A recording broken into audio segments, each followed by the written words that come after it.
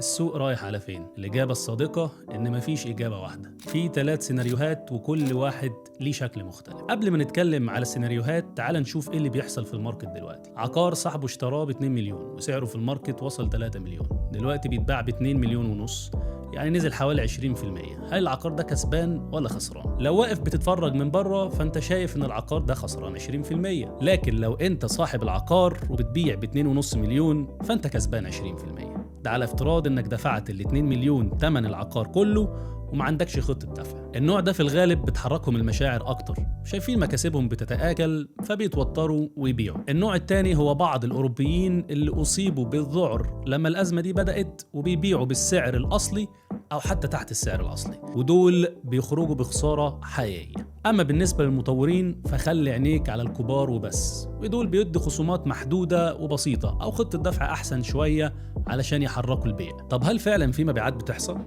نعم وبشدة، تصدق أو لا هي دي الحقيقة. ديلز بقى كانت مؤجلة وقت الأزمة ودلوقتي بتتنفذ، أو مستثمرين بشكل عام بيحاولوا يستفيدوا من الخصومات الموجودة والتسهيلات، أو اند يوزر بيشتري عشان يسكن لأن حياته كلها هنا والبيزنس بتاعه هنا. بشكل عام في موجة كبيرة من الأكتيف بايرز في السوق وبيشتروا، ومش بس من الناس اللي عايشين هنا، في معاملات بتحصل من الانترناشونال ماركت، وده عن معرفة مش مجرد كلام. خلينا نرجع للسيناريوهات الثلاثة. السيناريو الأول وده احنا عدينا عليه جزئيا، وقف إطلاق النار يكمل ويحصل اتفاق، أو باقي الديلز اللي اتأجلت من بداية السنة تتحول لصفقات فعلية، والتعافي يبقى واضح في الربع الأخير من السنة مع رجوع سريع للثقة في الماركت. السيناريو الثاني وقف إطلاق النار يهتز، مش حرب بس مش استقرار، السوق يفضل ماشي على نفس الوتيرة اللي شايفينها، والميد ماركت تحديدا الأوف بلان سعره ينزل أكتر تدريجيا، خصوصا المناطق اللي المعروض فيها كتير. السيناريو الثالث تصعيد جديد، لو الموضوع رجع تاني وبشكل أوسع،